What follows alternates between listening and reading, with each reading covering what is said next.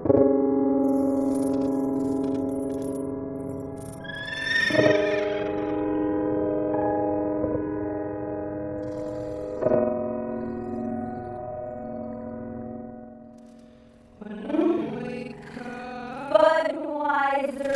lovable puppy is back, and come Monday morning, will this Best Buds ad be the best in show during Super Bowl 49?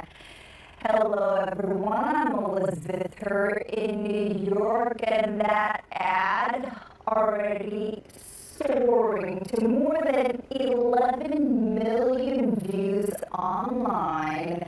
And Sunday night, just 30 seconds of airtime will cost these advertisers $4 million.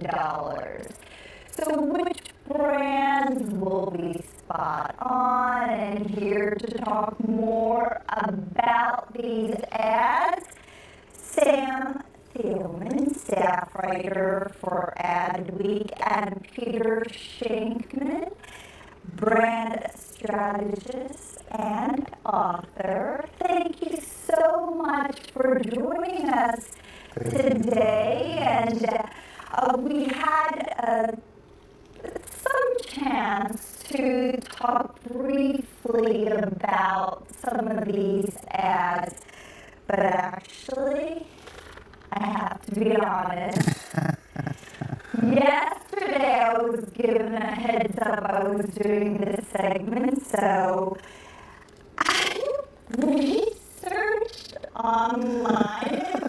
These little notes. Nerd alert, yes. Nice. So,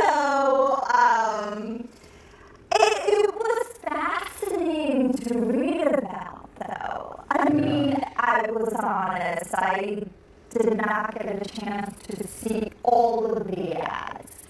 First and foremost, do we know how many made the cut? How many ads that were produced for the, I'm not sure. I do know there were some advertisers who sat this sequence out, who just said, the price is too much, or, maybe we're launching the campaign in a different way. And even though they were traditionally very, popular advertisers, they decided that they were going to pull back this year. So that's been an interesting wrinkle. Is it worth it, though, for these advertisers? It's worth it in the respect that, we're talking about it. Is a cute puppy going to make me buy more beer? It doesn't take much to make me buy more beer, but, it's definitely, it raises the brand awareness, and they wouldn't keep doing the ads every year if there wasn't a good return on investment. I'm upset at the sort of attractiveness levels in that ad. We were talking about that. The man in the cowboy is just way too handsome. He needs to dial that handsomeness down a little bit. He really does. Let's focus on the puppy. We don't need to have another attractive man in there. Totally objectively, right. I'd rather not see handsome. Exactly. I'd like there to be much better focus next year on guys with beards and guys with 20 pounds. That's the real ad. Yeah, so.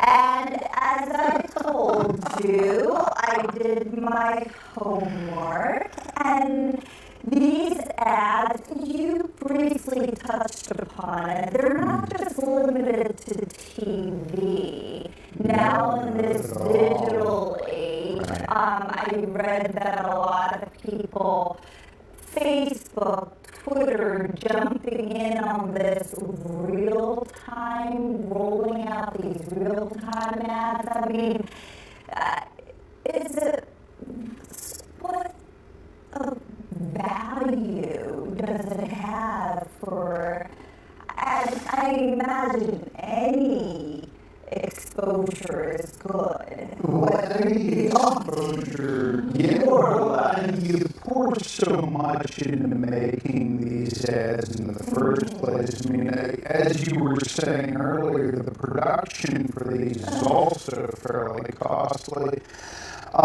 So you want to get as much bang for your buck as you can. A lot of companies are rolling out teasers, 5 and 10 seconds of our 30-second ad.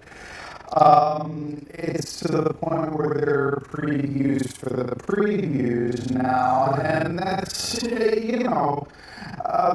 on the one hand, we complain about it, and on the other hand, we probably click on it. Yeah.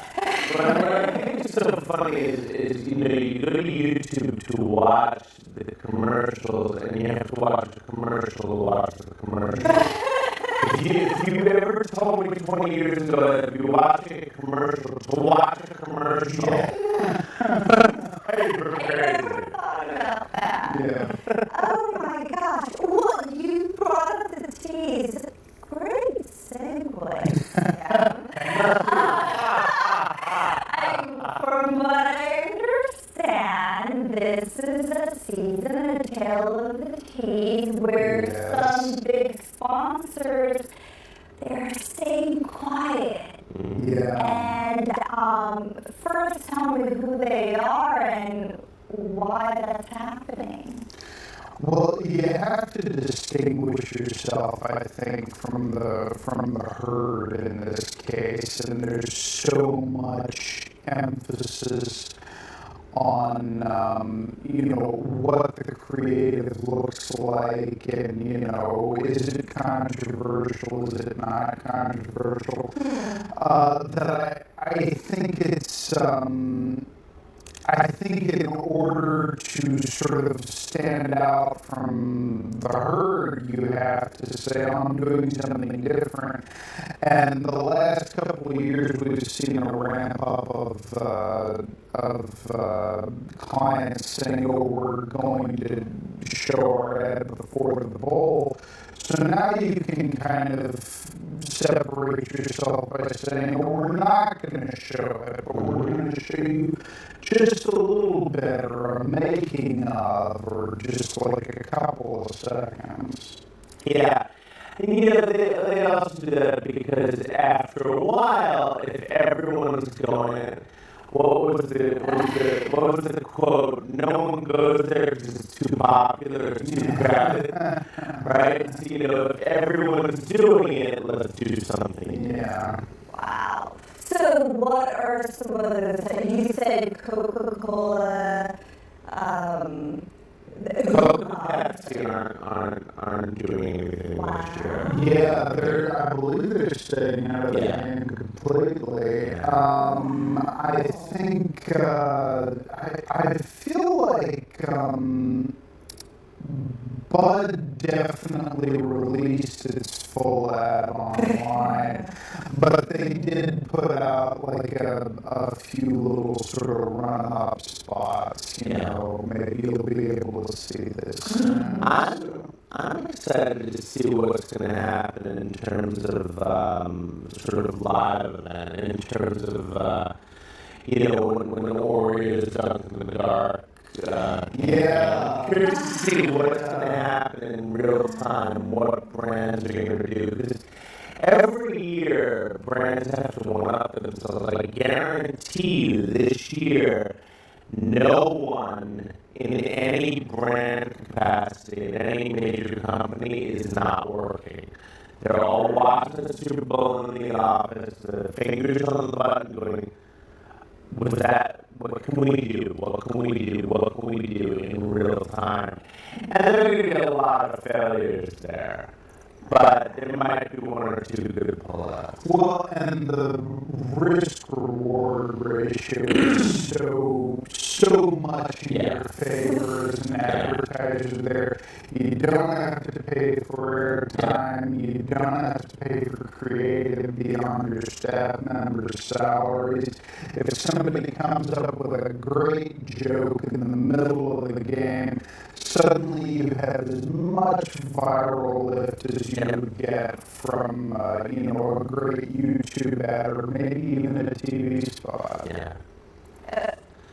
Gotcha. If you can imagine Oreo, getting that much, the Oreo's not going to pay $4 million for an ad, but their Dunk in the Dark thing during the game blackout was huge. Yeah. It was just huge. Two big talkers for puppies and Kim Kardashian. Yes. Well, first talk about the huge controversy over GoDaddy. Okay, so Peter and I are on different sides of this because I saw that ad and I was like, oh, it's cute. Who doesn't like puppies? And Danica Patrick's an animal rights person, and there she is for half a second in the ad. And I was horrified at the level of vitriol that then got leveled at GoDaddy, which I think is probably enjoying some level of controversy as they always do, but I doubt they intended it to be this big. What's the hair trigger on that for people? The hair trigger is that, you have this cute dog, okay, and now he's being sold. First of all, puppies as a product is a huge sort of anti-thing in this country. There are puppy mills, and puppy mills are horrible. They really do. They hurt dogs. Dogs are bred just like products, and a lot of the big animal rights activists, Best Friends Animal Society, Humane Society, have really large campaigns against puppy mills, against pets as products. That when there are millions of dogs in shelters, promoting GoDaddy